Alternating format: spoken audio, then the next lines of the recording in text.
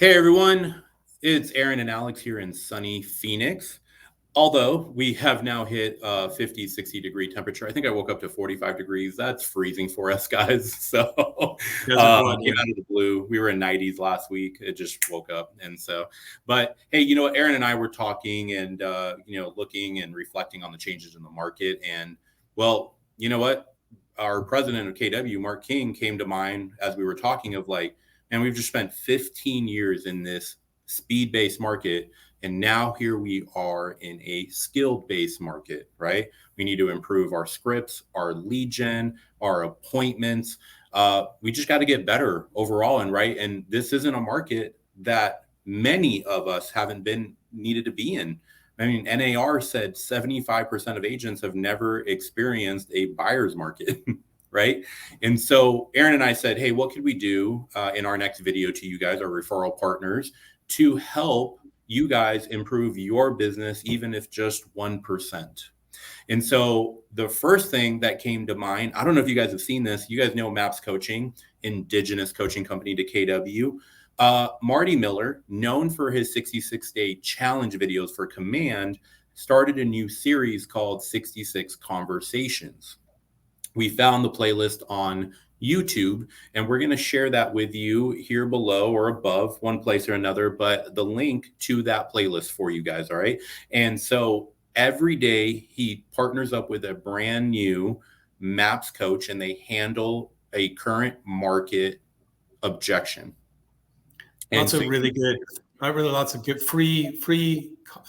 good free conversations there, right? Free data. How awesome is that?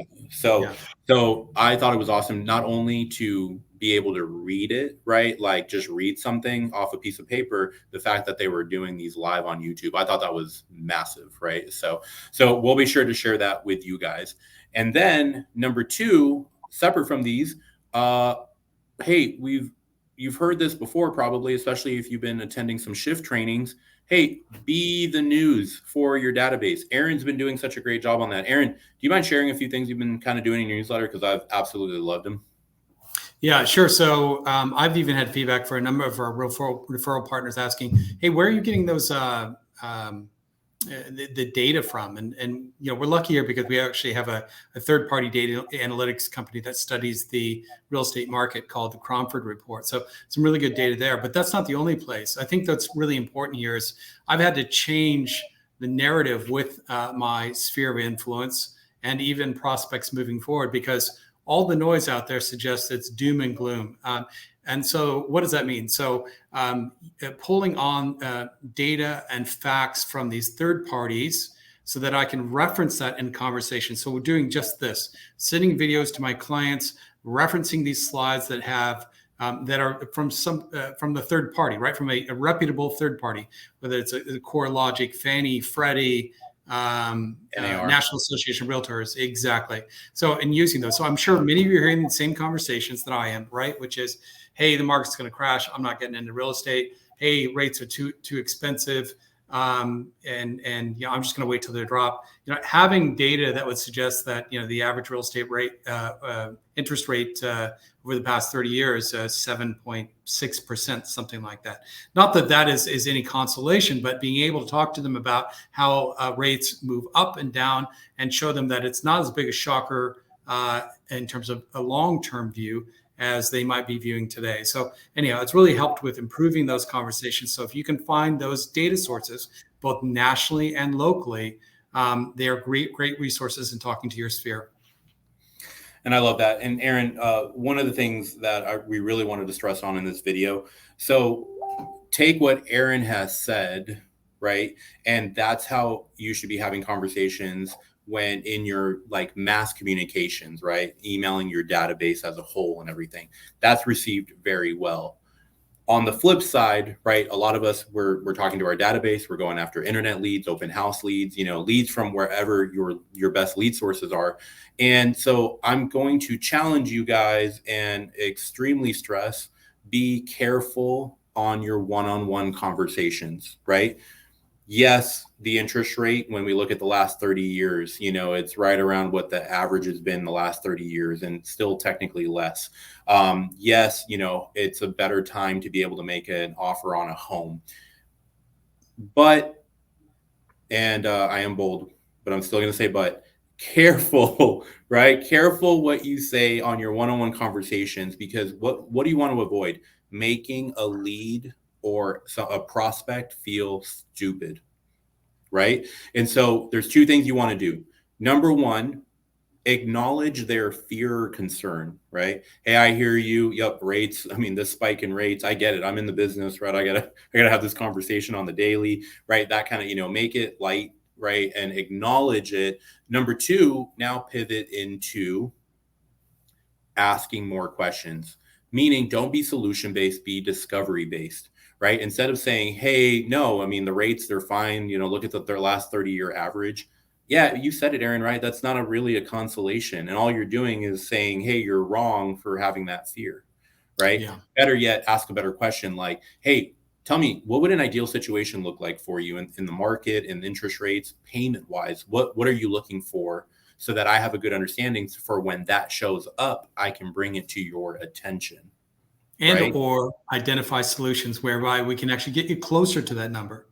100%. And then what you really do is, as you find stuff like Aaron pointed out, right? You're looking at NAR, you're looking at Fannie Mae, maybe you have some local, some local individuals that supply data like we do in Phoenix. Now, what you should do is, as you come across internet leads, open house leads, your database, now start tagging people in your CRM in such a way that instead of just like, hey, they live in this city and they bought with me, they sold with me. What if one of your tags for your people as you talk to them is their fear? Hey, scared of interest rates, right? Scared of home Market prices. crash. Yeah, market crash. So that when you come across this data, now you can go and click on that tag, and now you have your 10, 20, 30 people that, hey, they were scared of interest rates. Let me send them this news article, right? After you've had that one-on-one conversation with them and you've asked them great questions, right? And so now, as I just mentioned, depending on what your lead sources are, we thought, what a great way to wrap up the video, because Aaron found a pretty cool lead source, and I'm going to let him talk about it, that we think some of you might be able to benefit almost anywhere in the country, possibly. So Aaron, do you mind talking about what you found? Yeah, sure. So a lot of it really comes down to just having eyes, ears open, no matter where you're going, when you're always thinking about real estate, right? I bank with both Chase and Bank of America. So I walked into a Chase branch the other day, standing in line, and then there was a realtor there along with a Chase banker. And I thought, I started asking questions just purely out of curiosity. How'd you get involved with this? What's going on? The mortgage person engaged and said, hey, you're a realtor. Did you know about Chase Agent Express? Well, no. I said, let me stop by and love to learn a little bit more about it. So anyway, long story short, they had some really minor requirements to join the program, but it's relatively benign. So I joined the program, and 5 days later, I had two different leads. One at 800,000, which is a little bit higher for our average. Our average is just below 500 here in Phoenix, so a decent lead. And then another one, not so great. But the point is that it was an easy lead source for me, which just took a couple questions, just being curious. So I believe that it's not only Chase. I think Bank of America has a program like this as well today. So be open to it. You never know where some of these leads are going to come from. And we thought we'd share, if you bank with either of those, I think it's open to all agents, whether you bank with them or not. So next time you see a Chase or a Bank of America, go in and ask to speak to a mortgage person, see if you can get involved with one of their programs. Yeah. And, one of the things too, look, we're in Phoenix, we always get picked on as, we're the city where everybody runs the test and idea, right? The open doors and such, and, the iBuyers and all that stuff. And the reason I'm bringing them up is possibly, we get bombarded with different lead lead sources, through text message and email, maybe more than the average city. But, I was thinking about those. I don't know if you guys get these text messages. They're like, hey, I have buyers and sellers in your area. We work on a 20% referral, 25% referral, whatever the percentage is. And I think those are things that we were previously brushing off because business was good, right? And now, when looking up, it's Aaron and I said, hey, what if we had 10 to 15 different places where 1 to 2 deals came from, right? And so I wanted to highlight that, like, start looking through a different lens as we head into this market, right?